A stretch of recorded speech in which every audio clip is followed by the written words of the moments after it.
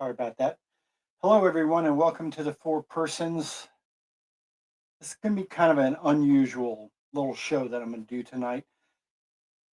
This is something I tripped upon on the internet accidentally, and ever since then, I haven't been able to get it out of my mind because it's such a weird case because you can't be 100% sure just what happened. The reason why this case has so intrigued me is because our system of justice is based on the premise that a person is innocent until proven guilty beyond a reasonable doubt. At the end of the day, you might come to the conclusion that you think this person is guilty. And I can't say for sure that you're wrong. I just don't know. However, if this had been a jury trial and I'm sitting on the jury, I have to vote to acquit. Not because I'm 100% positive that she's innocent, but I don't think any reasonable person could say that the prosecution proved a double murder charge beyond a reasonable doubt. So I've been conversing with this organization that is advocating for the freeing of this person, and her name is Mackenzie Shirilla. And I promised to watch their video. So guess what? We're going to watch it together. And I'm going to comment as we go.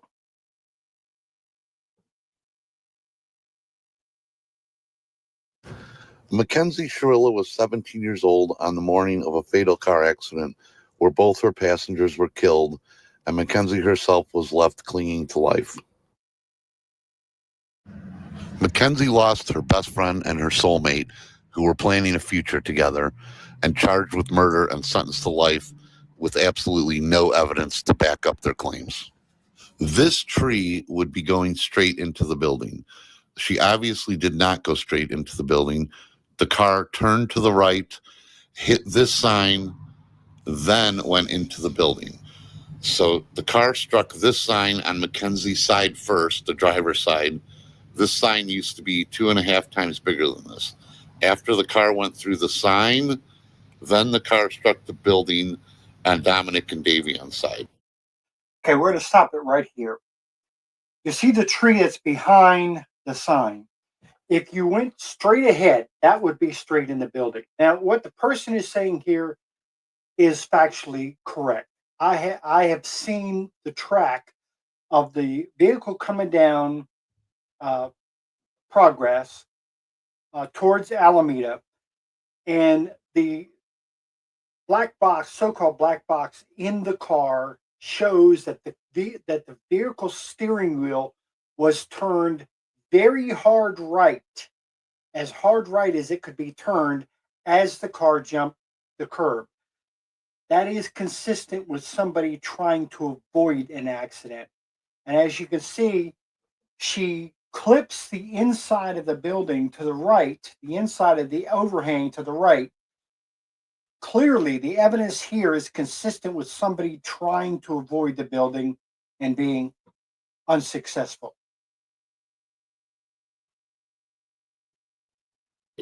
But she did not go straight into the building. The car turned to the right, hit the sign, then the building. This is the road where Mackenzie calmly put her blinker on Pearl Road and took a right onto Progress Parkway. This is the long drive leading up to where the accident took place. One of the big things that they were saying, and they use this as evidence, that she planned this road because it was out of the way and no one would see what happened. This is a complete lie. Mackenzie has taken this route home numerous times, and anyone that lives in Strongsville uses this road to cut through, as it saves a lot of time, especially during busy times. But Mackenzie has taken this route on numerous occasions, and although her phone did ping here a few days prior to the accident, that is irrelevant because she always cuts through here. This was not a planned road to do something horrible on. This was the way Mackenzie drove all the time, and there was nothing unusual about her using this route, yet they used this as a strong case of evidence against her. Soon we will be coming up on the actual building where progress dead ends into Almeida, where they consistently said she drove straight into the building. The first tree you see with the ribbon on would be straight into the building. Okay. So, again, look at this. And you see the tree with the white band on it. Okay. That would be straight ahead. Okay. So, where the building, you go to your right, where the building juts out to the right of the sign. See where the building juts out right there? That's where the car impacted. So this car, when it jumped the curb, made a hard right turn. It was consistent with the person driving the vehicle, trying to avoid this accident. That's all I'm saying. It's inconsistent with the idea that she attempted to drive this car straight into the building. That evidence doesn't hold up. Her car obviously took quite a dramatic turn to the right, which one would think she was trying to avoid any type of accident whatsoever. Her car went through a sign and then hit the building. Approximately 3 months after the fatal accident, the Strongsville police arrested Mackenzie Shirilla and charged her with a litany of crimes, including 2 crimes of murder. The city of Strongsville awoken to the horrible news of the car accident, where 3 of Strongsville's own were in a tragic car accident. 2 of them passed away, and Mackenzie was clinging to life at Metro Hospital. And soon, the rumors started flying. Another factor that the prosecution focused on ad nauseum and repeated over and over and over again through the trial, as did the media and as did people that were uninformed and repeating what the media was telling them, was the fact that she showed no remorse and she acted as if she didn't care. The following photos prove that was just absolutely not the case. This girl cried uncontrollably every day, every night, and could not stop crying. These are all posts made after the accident of where she confesses how much she misses him and how much she wishes that she could replace him, how much that she just wishes he was still here. This girl lost her soulmate, the love of her life, and doesn't know why. She has no recollection of the accident whatsoever. All she does is sit there and wonder what happened. Now, the first thing that jumps out at you, I know that somebody would say, oh, she has no recollection of the accident. How convenient. Well, it would later come out that she was diagnosed with a medical condition called POTS. And I don't know much about this medical condition, except that there is a neurologist that is seeking a new trial. And the neurologist says that, one, the sudden sudden blackout type conditions are consistent with this. And also the amnesia is also consistent with this. So again, I'm not saying that's the explanation. I'm saying there's doubt here. There's doubt. Now, it strikes me as unusual that they never really interviewed her. They interviewed other witnesses, but they never really interviewed her. They didn't ask her to take a polygraph, and I know a polygraph is not admissible in court, but it would have been interesting if they'd asked her if she was willing to take a polygraph just to see what her reaction would have been. It's just very strange to me that they didn't seem interested in her side of the story. And imagine losing the love of your life, your soulmate, at such a young age, and the only thing that anyone wants to say is that you did it on purpose and you did it yourself.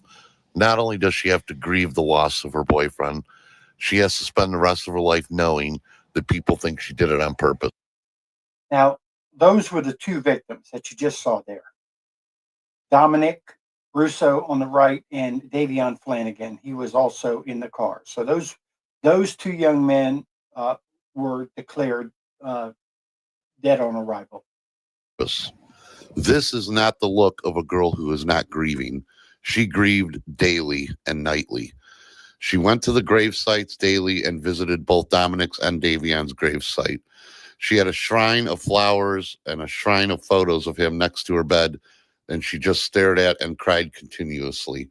This girl was very hurt, and she has no recollection of what happened. Here is the shrine of photos she would stare at all day long.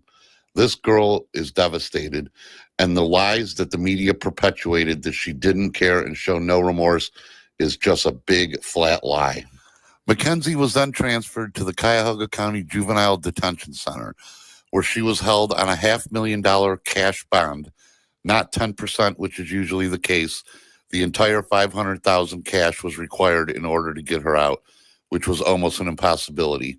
She was held there until they had the bind-over trial, which they knew they were doing all along, but they eventually bound the court trial over to the adult courts.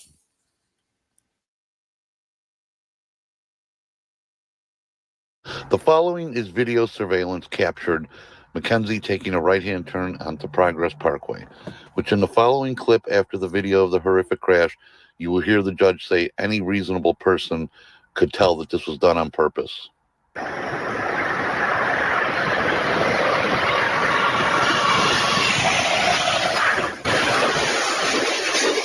Video of a speeding car in no way shows intent to commit murder.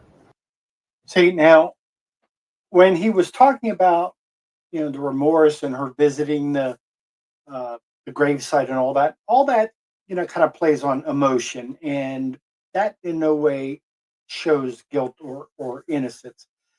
But this is really interesting here.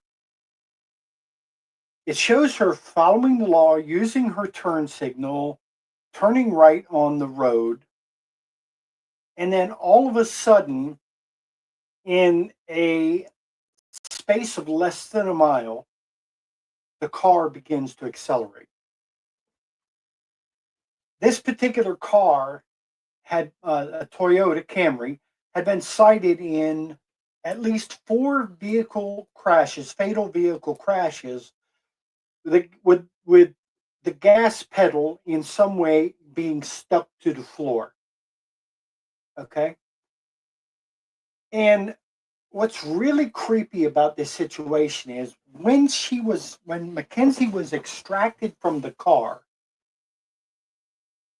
the shoe that she was wearing, the Prada shoe that she was wearing, was still wedged between the gas pedal and the brake pedal, and the gas pedal was still to the floor. Now, they convicted her based on the assertion that she held the gas pedal to the floor.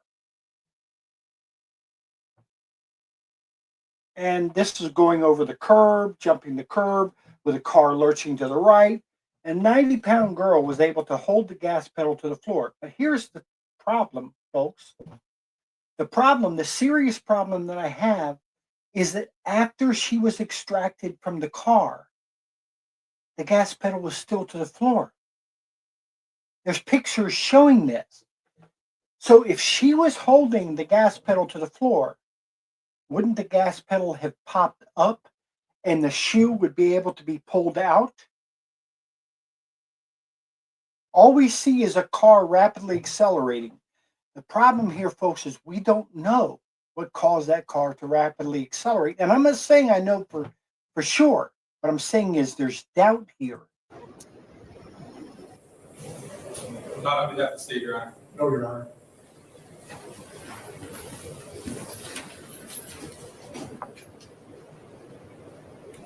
Today is the sentencing of the defendant for the purposeful and intentional murders of Davion Flanagan and Dominic Russo.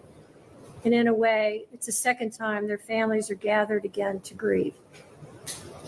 It's also a day when Mackenzie's family will grieve for the future of their daughter. All three of these families and the friends of these families are suffering, and all of their lives have been irrevocably changed because of the actions of the defendant. The unintended and collateral consequences of a selfish, intentional, and cruel decision by Mackenzie will ripple forever in time. It's literally changed history because it's ended 2 lives. 2 young men are dead. Their deaths were horrible, terrifying, and tragic. I will say again, if any reasonable person reviews Exhibit 802, there can be no doubt in your mind what happened this night. See, I'm going to say straight up, this judge is flat out of her mind.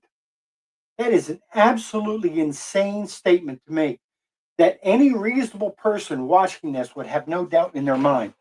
There's all kinds of doubt here, folks. There's all kinds of. At the end of the day, you may come to the agreement with this judge that Mackenzie committed this crime. I'm not saying that's an unreasonable position, but to say that any reasonable person watching this video would come to the conclusion that this was premeditated murder is absurd. All that we know is that the car legally turned right and then something happened to make it rapidly accelerate. You can assume that it was intent, but it is far from beyond doubt. There can be no doubt of the absolute terror of the 2 people in that car. The defendant controlled all the events. She chose the day. Specifically, she chose a day just before her 18th birthday. She chose to drive the car, the time to drive the car. She chose an obscure, previously scouted route through an industrial parkway. She chose the target to hit and the victims. She chose the means and the method to follow through. And she planned and purposefully executed the events of July 31st, 2022.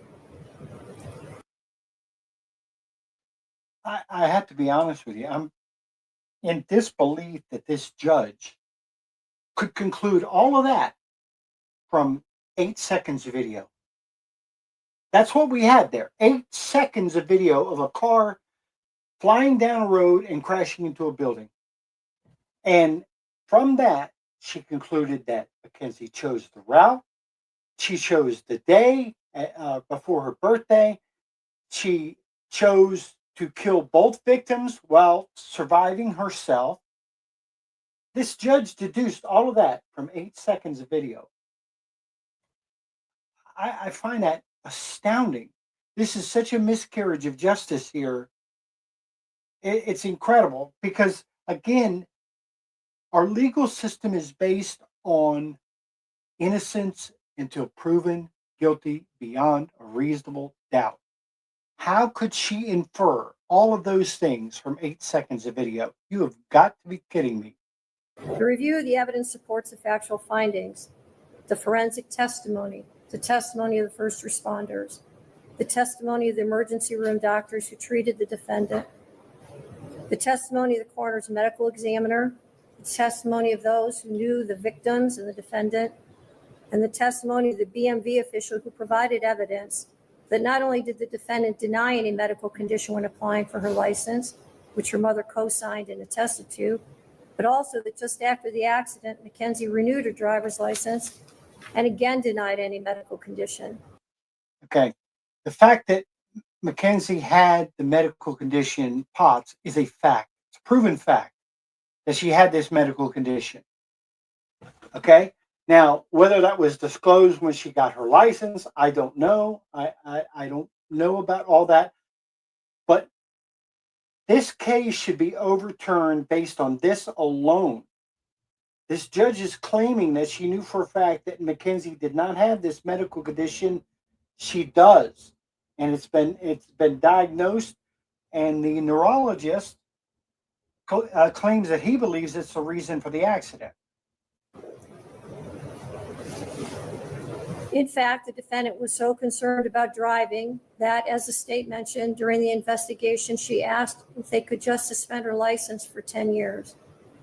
It is hard to fathom how a person could be concerned about their driving privileges, having just been responsible for the deaths of 2 people. There was no medical condition that caused this as an accident. There was no mechanical failure of the car. The record is clear on the facts and the evidence. Her mother's uncorroborated statements without any medical testimony or records is not persuasive. It is also important to remember that even if Mackenzie intended to also die in this crash, that is irrelevant. A failed suicide attempt is not a defense to murder. And even in a murder-suicide attempt, when the perpetrator executing the plan survives, the other death or deaths are still murder. There's only one person who's responsible for the pain of everyone in this room, and that person is you, Mackenzie. Nobody else is responsible. This isn't the fault of Dominic's family or Davion's family or your family. And I know that each of you have asked your questions to yourselves, what if? What if I had done this or that? The truth of it is, none of us can control the intentions of another. And when there is a purposeful intent to harm or kill someone, it is the perpetrator alone who bears the responsibility for the choice and the consequences and the harm that follows. So the judge is unsure whether or not Mackenzie intended to kill herself, but she's able to deduce that Mackenzie intended to kill the other 2 passengers in the car. You can't have it both ways, Judge. You can't say that you're not sure if she intended to kill herself, but that you know based on the evidence that she did intend to kill the other 2 people. If the evidence does not prove that she was attempting suicide or attempt or prove that she was taking steps to not die, the evidence cannot be said to have proven that she attempted to kill these other 2 people. I mean, the leaps this judge makes here are just incredible. Again, based on 8 seconds of video. That's basically all that she has here. The difficulty for sentencing today, honestly, is whether or not I believe you should get consecutive sentences. I'm troubled that should I give you a concurrent sentence, that people will believe that somehow I'm being disrespectful to one of the victims. And on the other hand, I have to weigh the punishment. There's a very good likelihood, Mackenzie, that you will spend the rest of your life in prison. That won't be up to me. That will be up to the parole board, and that will be up to you to a great extent. I understand that the pain in this room wants me to impose the harshest sentence, but I don't believe that would be the appropriate sentence, because I do believe that Mackenzie will not be out in 15 years. So she's sentenced on count 2, the murder of Davion Flanagan, 15 years to life. She's sentenced on count 1, the murder of Dominic Russo, 15 years to life, to be served concurrent to each other with credit for time served. I'll waive fines, fees, and costs, and your appellate counsel will be assigned. Are there any questions from the state? No, Your Honor. Thank you. Any questions? No, Your Honor. All right, thank you.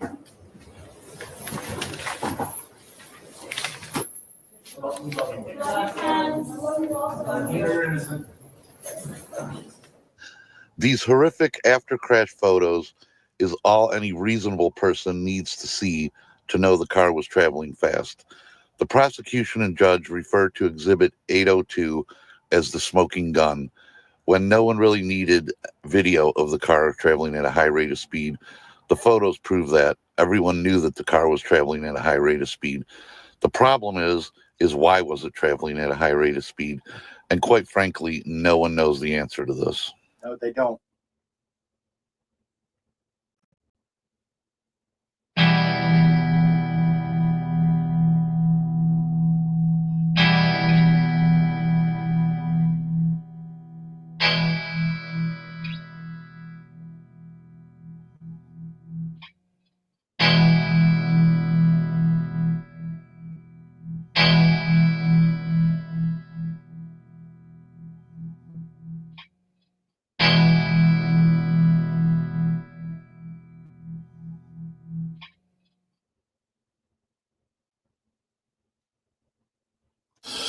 Her dressing up as Playboy Cardi had absolutely nothing to do with her being non-remorseful or non-empathetic.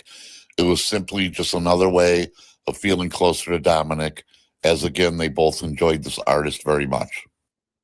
Okay, so I have no idea who this artist is, and to be honest with you, it kind of pictures kind of creep me out.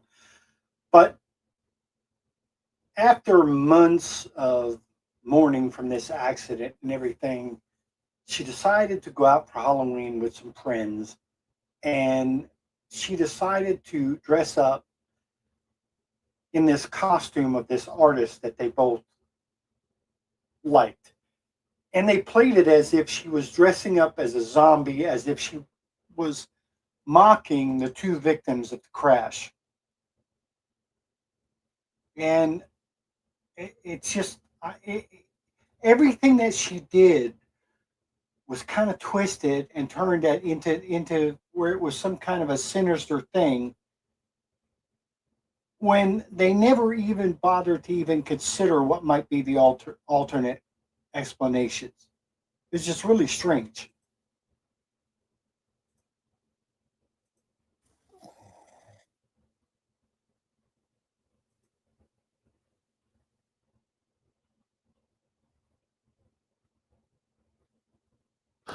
The following photos are from a fatal car accident in Strongsville, Ohio on Route 82 in September of 2022. This was proved to be a murder-suicide.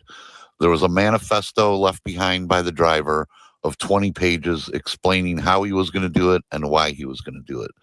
With Mackenzie, there was not a shred of evidence left behind. There were no texts, there were no phone calls, there were no witnesses saying that she was going to intentionally harm Dominic or Davion or herself. There was simply nothing left by Mackenzie stating that she was in any state of mind to do this. This was a true murder-suicide with evidence and a manifesto to back up this guy's intentions.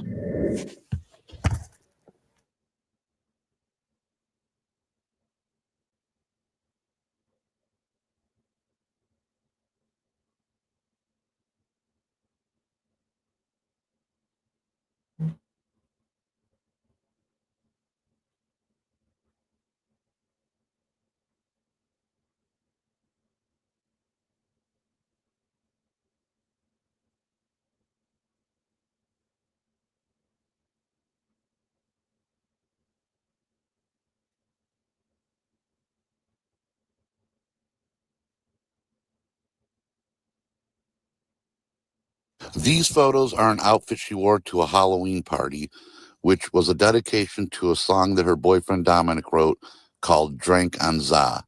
This outfit also got twisted around that she was just out having fun and ignoring the fact of the accident, when in fact, again, this was a tribute to Dominic and everybody knew that it was, but they wouldn't admit it. The following photos are Mackenzie at the concert that her and Dominic were supposed to attend together. If you look closely at the one photo, there's literally a tear rolling down her cheek. This is obviously someone that was just completely devastated that she even had to be there. To quote Sherlock Holmes, it is a capital mistake to theorize before one has facts and or the data. Insensibly, it makes one begin to twist facts to fit theories as opposed to the theories fitting the facts.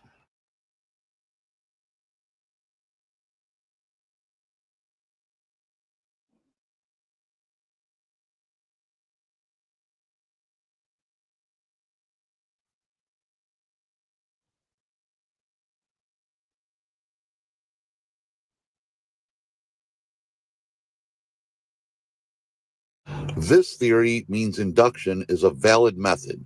Say you have 10 possible outcomes. You start from the ones that can't be, then the next two impossible, and so on. At some point, there will be only one left, which therefore must be the correct explanation, right?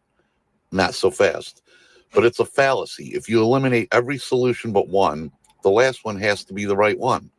It is impossible to determine how many possible options there are. The fact that you can't come up with another solution does not in any way mean that your solutions are the only ones. It's a fallacy. It's a fallacy out of ignorance. Your Honor, Jim McDonald, 216-781-2125. We've had the indictment more than 24 hours, waive the reading thereof, and a plea of not guilty. Yes.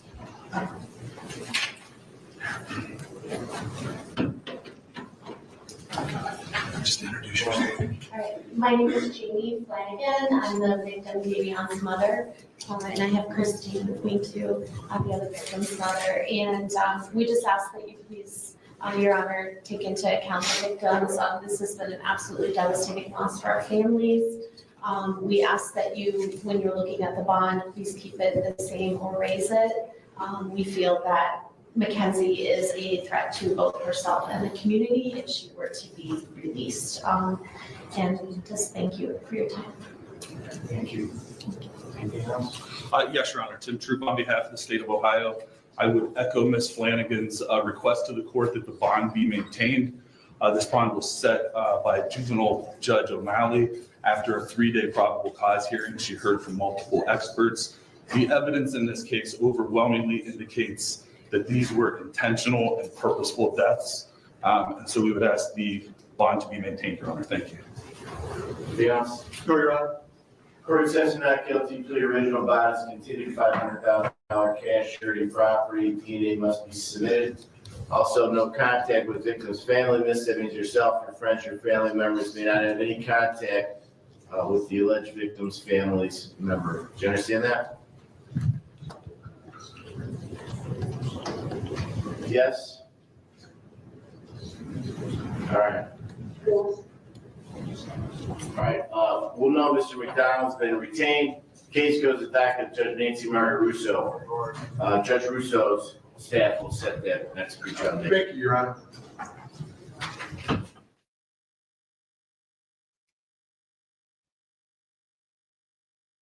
Just imagine this, and I have investigated this.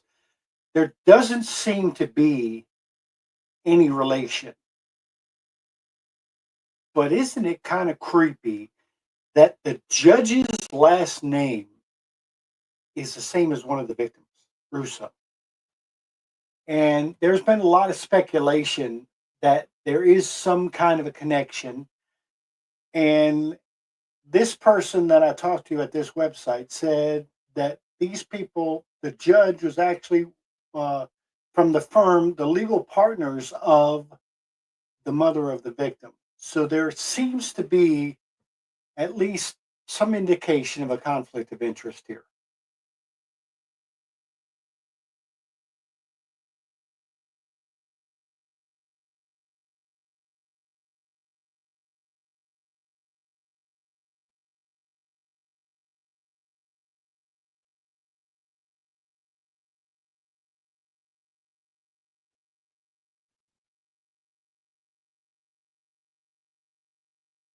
Okay, so this is what we were talking about a minute ago. She was found between the seat and the dashboard, like she was in a hunched over position. Okay, her slipper was stuck underneath but was stuck between the pedals. And the theory of some, and Dominic was found without a seatbelt in the front seat, and Davion also was without a seatbelt. And the theory is that Dominic actually took control of the wheel while perhaps Mackenzie was trying to reach down and get her foot loose from the pedal, that her foot was stuck between the brake pedal and the gas pedal, causing the gas pedal to be pushed to the floor. That's a plausible theory, folks. And that the fact that she's hunched over in that manner, and the fact that the steering wheel was jerked to the right, hard to the right, indicates there was a possibility of trying to evade an accident here.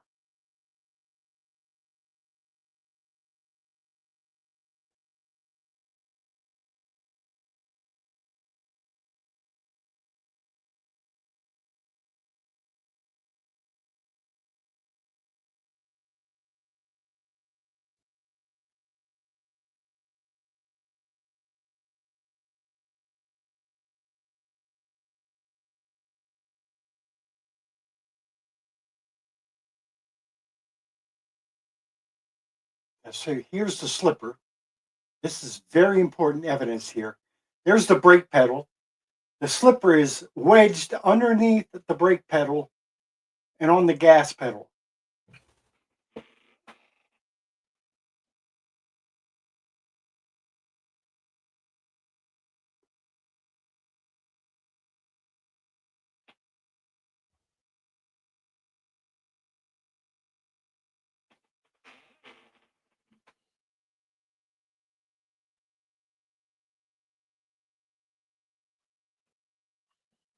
Now, I don't know if I can say for a fact that what this person is saying here is true.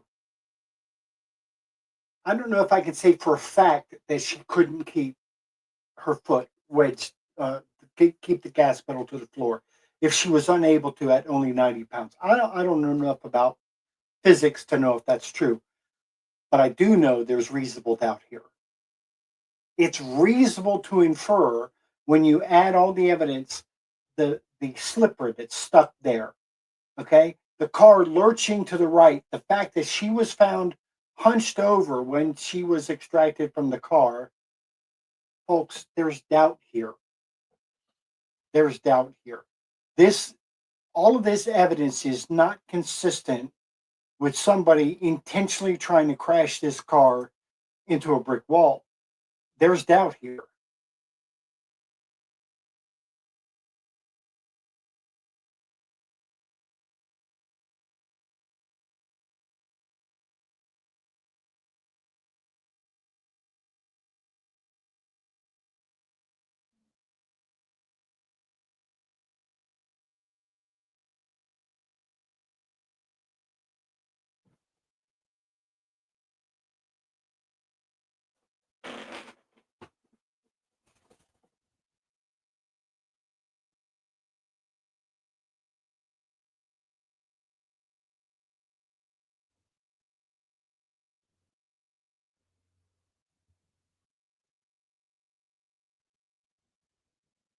Or a trip. This That's is a it, clown though. circus presentation. I knew that Dom didn't like her tripping because she has epilepsy or she can have seizures or something like that.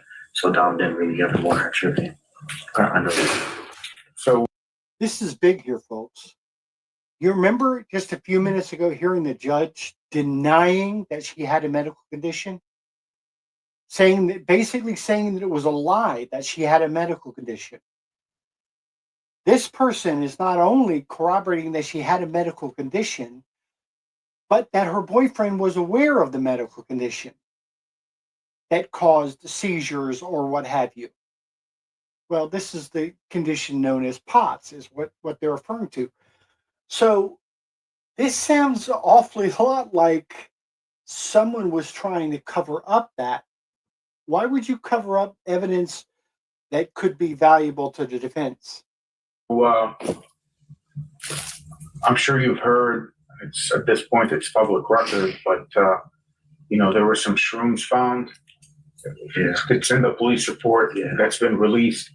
I don't know what happened that night. I'm not gonna lie. Davion had texted me that day. Do you want to take acid with me, Joey, Kenzie, and Dom tonight? And I just said, hit me up later, bro. I was like, I'm busy right now. And that was the last time I even texted Davion. I'm assuming they didn't take acid because people were saying they had shrooms. So that kind of like. So in that video clip, you heard Mackenzie Shirilla's ex-boyfriend state that he was supposed to meet with all of them the night of the party and the night of the accident to do mushrooms, shrooms, as they're called on the street. They are a psychedelic drug, one which in the video, you hear him say that Dominic did not like her doing mushrooms because she had epilepsy or something and that she had seizures. So there was knowledge of her seizures before this crash. Why did the prosecutor and judge completely overlook the testimony of this witness, who was a credible witness, who had firsthand knowledge of Mackenzie having seizures? It was completely overlooked and ignored. The reason why it was overlooked and ignored is because it didn't fit the narrative.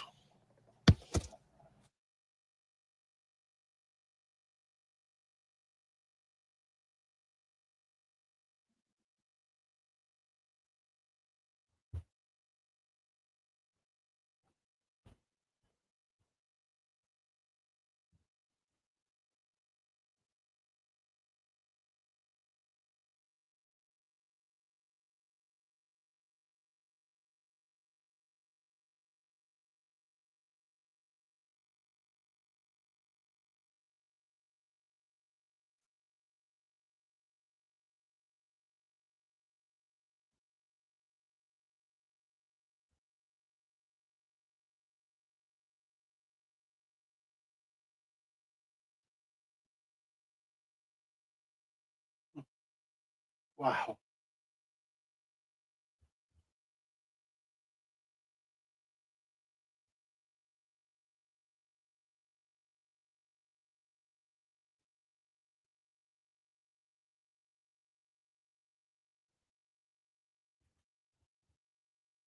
Yeah, I think that's a reasonable question.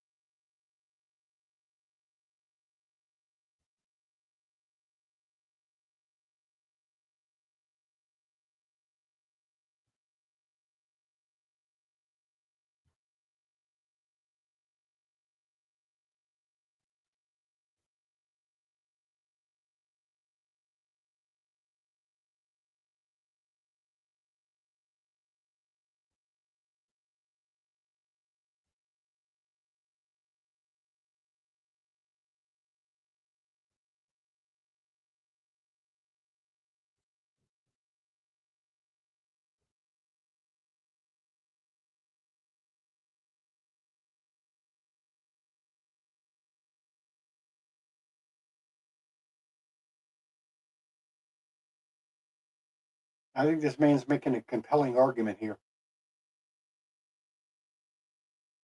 This documentary was not made in any way, shape, or form to minimize the fact that 2 young men lost their lives and 2 families are forever heartbroken, and it's just a tragic event all the way around. This documentary was meant to show the truth and that Mackenzie was severely overcharged.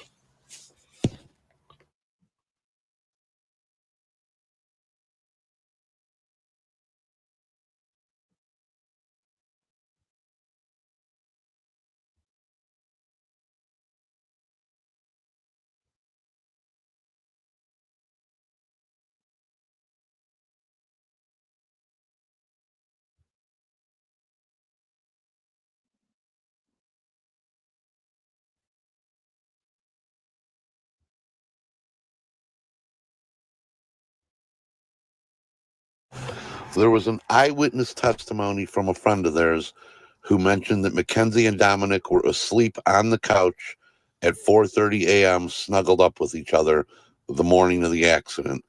These are photos that Mackenzie posted to social media after the accident, and this certainly is not showing the person that doesn't care or is not remorseful.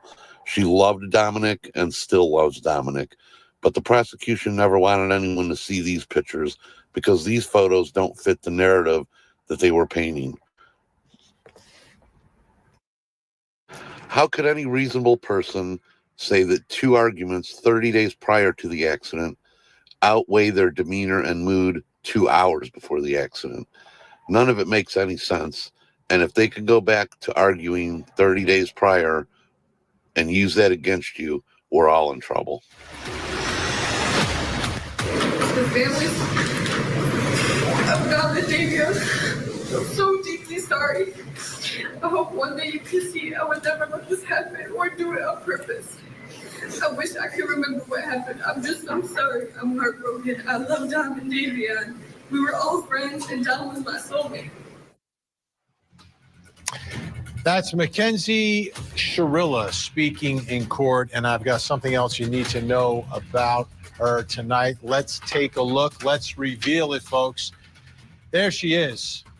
She got sentenced 15 years to life for taking the lives of 2 people. Her 20-year-old boyfriend, Dominic, and their 19-year-old friend, Davion. They were in a car. She made that car go 100 miles an hour into a wall, taking their lives. Somehow, some way, she walked away from it, but those 2 young men did not. Tonight, the video of the crash. First, you can see the car making a normal right-hand turn here. Okay, everything's normal. Then inside the car, she decides she is going to end everyone's life. Let's watch.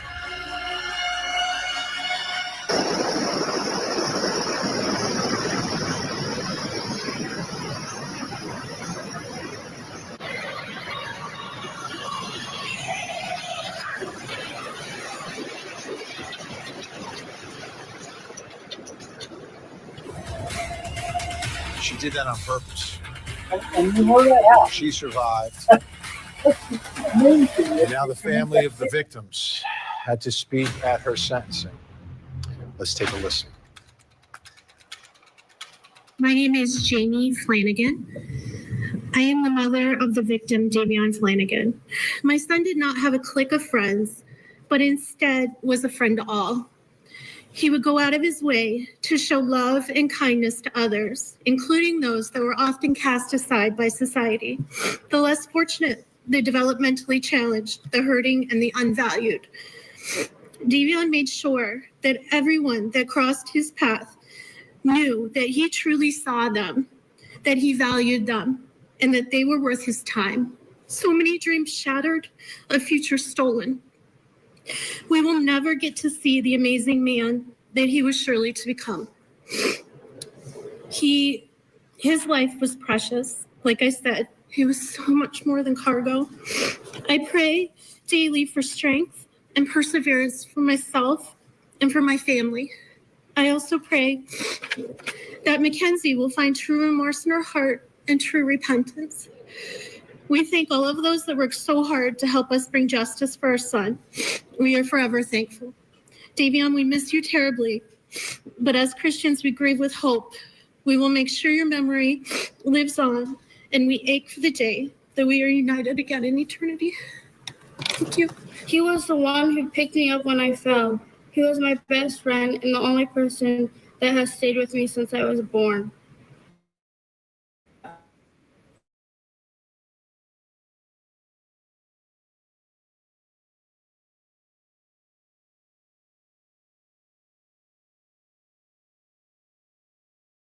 It's completely unfair that no matter what sentence you give her, she will be eligible for parole, while my brother will be gone forever.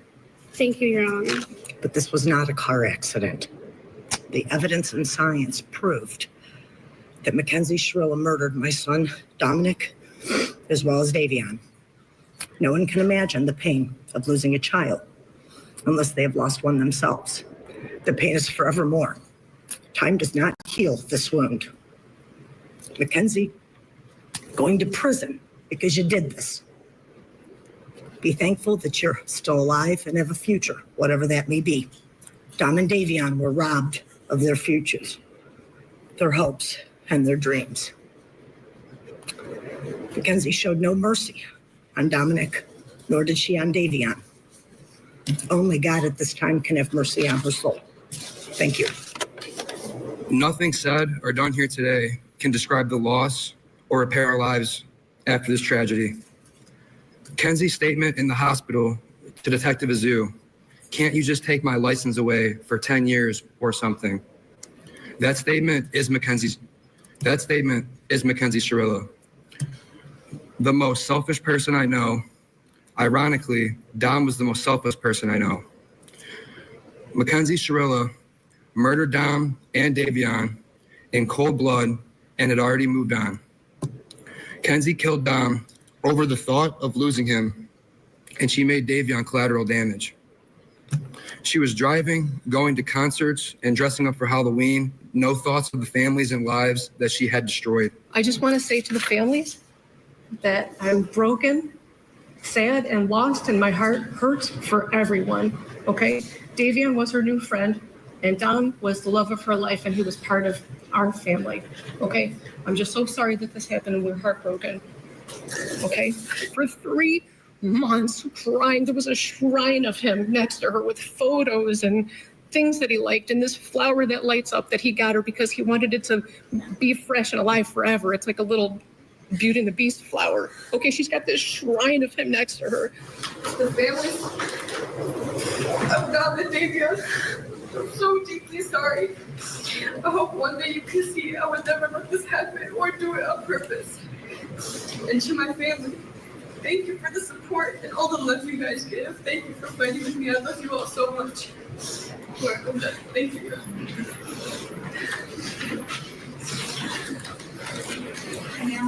The defendant controlled all the events.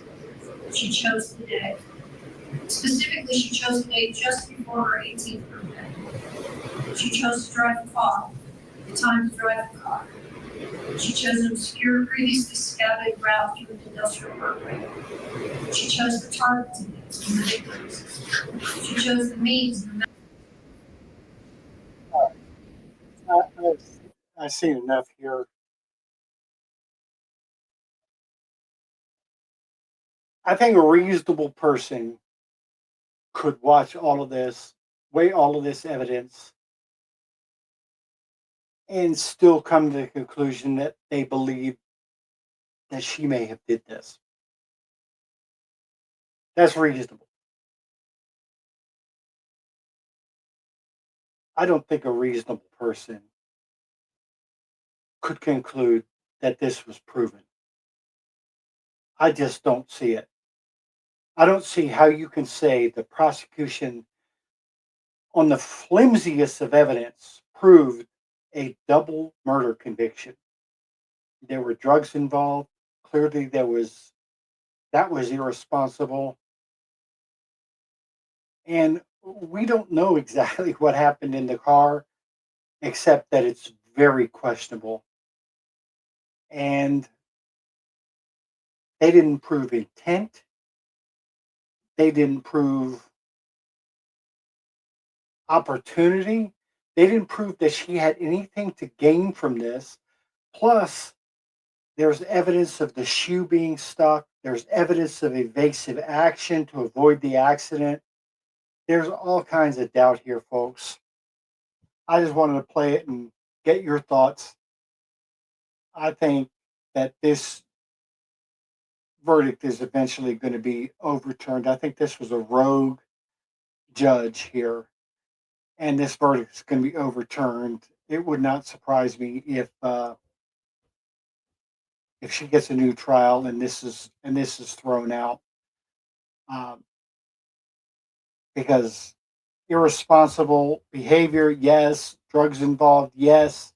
Negligence, possibly. Premeditated double murder, give me a break. Anyway, good night and God bless you. Thanks for watching.